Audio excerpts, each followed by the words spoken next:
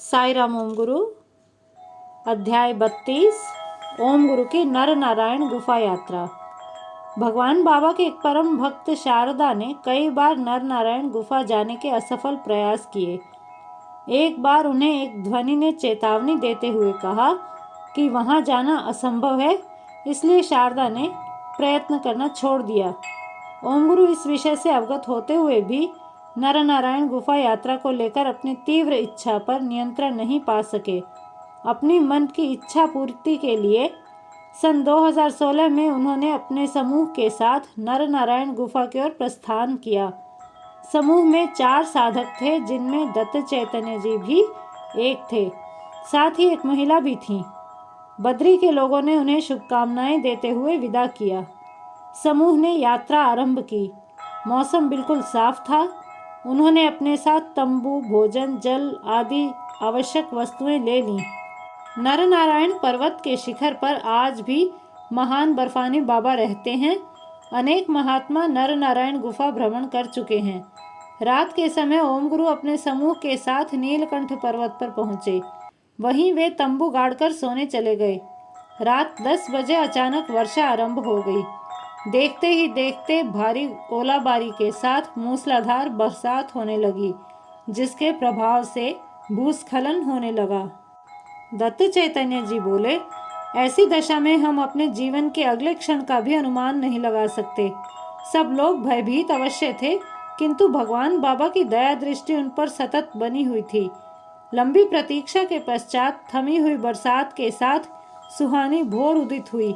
सबने तंबू से बाहर आकर एक अचरज भरा विषय देखा कि तंबू के चारों ओर बड़ी बड़ी चट्टानें गिरी हुई थीं, किंतु किसी भी चट्टान के एक छोटे से टुकड़े ने भी तंबू को कोई हानि नहीं पहुंचाई थी। 6 बजे सबने यात्रा को आगे बढ़ाते हुए नीलकंठ पर्वत से अलग दिशा में गमन किया। रास्ते में उन्होंने 3 छोटे छोटे पहाड़ लांघे। ब्रह्म कमल की सुंदरता। नर नारायण गुफा की ओर बढ़ते हुए ओम गुरु ने ब्रह्म कमल के पूर्ण पल्लवित अनेक पुष्प देखे। बद्रीनाथ के महात्मा जन 20 से भी अधिक ब्रह्म कमल के फूलों की माला पिरोकर पहनते हैं। उनसे आग्रह करने पर वे इस दुर्लभ फूल को देने से पहले थोड़ा भी संकोच नहीं करते। उत्तर भारतीय लोग इस फूल को अपने घर में सुशोभित करने के लिए तत्पर रहते हैं। ऐसे अनेक तथ्य हैं जो ब्रह्म कमल को विशेष फूल की श्रेणी में लाते हैं। जैसे यह समुद्र तल से 3000 से 5000 मीटर की ऊंचाई पर हिमालय पर ही पाया जाता है। यह सफ़ेद रंग का लगभग 8 इंच की परिधि वाला बड़ा फूल होता है। यह केवल रात को ही खिलता है।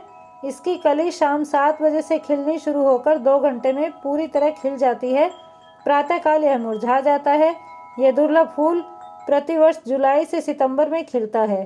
धार्मिक मान्यता के अनुसार हिमालय के इसी स्थान पर ब्रह्मा जी ने तपस्या की थी, जिससे यहाँ खिलने वाले फूल का नाम ब्रह्म कमल पड़ गया। यह वही फूल माना जाता है जिसे ब्रह्मा जी अपने हाथ में पकड़े हुए पाए जाते हैं। ऐसा विश्वास है कि जिस घर में यह फूल होता है वहाँ सुख शांति का वातावरण होता है, क्योंकि ऐसे घर में देवताओं का वास होता है। वहाँ नकारात्मक ऊर्जा टिक नहीं पाती, जिससे घर मंगलमय होता है। हिमनद एवं उसके प्रभाव। ब्रह्म कमल पार करते ही हिमनद का उद्गम हुआ। उसी रास्ते पर आगे बढ़ते बढ़ते शाम हो गई। सबने उसी स्थान पर तंबू गाड़कर रात बिताने का निश्चय किया। शीत का प्रहार पहले से भी तीव्र था। उस पर झमाझम पानी बरसने लगा। इस बार पानी ने तंबू में प्रवेश कर सारा सामान गीला कर दिया। खाने का सामान भी भीग जाने के कारण कोई खाद्य पदार्थ शेष नहीं बचा। फिर भी किसी को कोई चिंता नहीं थी, क्योंकि उनका वैराग्य व्यावहारिक व सांसारिक जीवन पर भारी पड़ रहा था। वास्तविकता यह थी कि सबको नर नारायण गुफा जाने की धुन थी। सारी बाधाओं को अनदेखा करते हुए वे तीसरे दिन भी यात्रा पर आगे बढ़ते रहे। कुछ और छोटी बड़ी पहाड़ियां चढ़ते उतरते ओम गुरु ने अपने साथियों के साथ सुबह लगभग 11 बजे एक बड़े पर्वत की चढ़ाई आरंभ की। उस पर्वत की चढ़ाई हाथी के मस्तक के भांति खड़ी थी। वर्षा का वेग बढ़ता ही जा रहा था।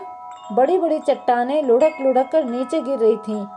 प्रकृति के इस रूप के सामने सब नतमस्तक थे।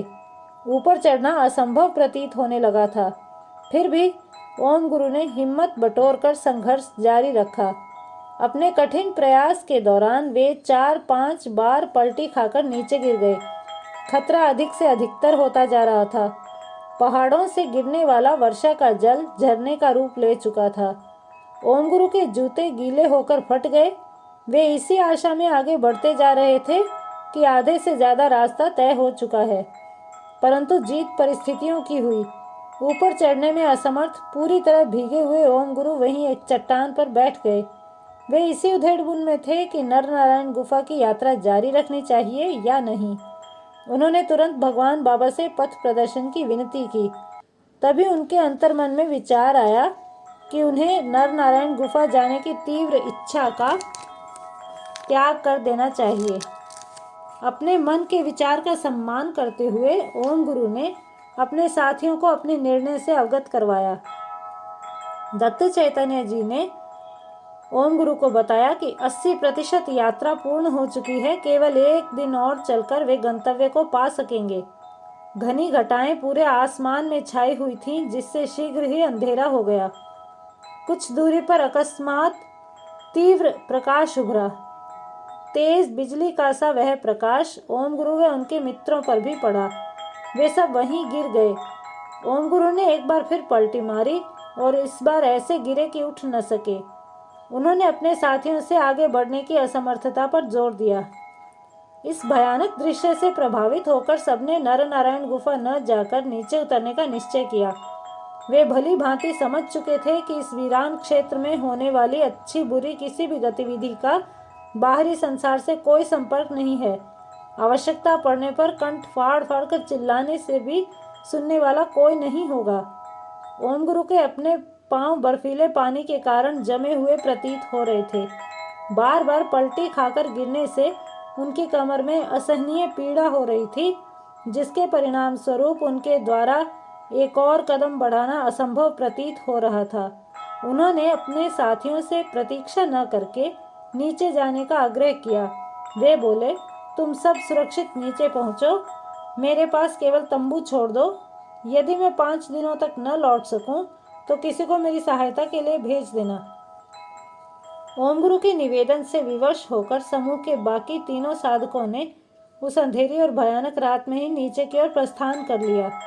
खड़े रहने में असमर्थ ओम गुरु वहीं गिर गए। वे पुनः उठ नहीं पाए। उनकी इस दशा का मजा लेने के लिए एक बार फिर बरसात आरंभ हो गई। उनके फटे जूते, कपड़े, रेनकोट, पूरा शरीर सब कुछ भीग चुका था। वे ठंड के कारण बुरी तरह कांप रहे थे। जय साईं राम, जय ओम गुरु।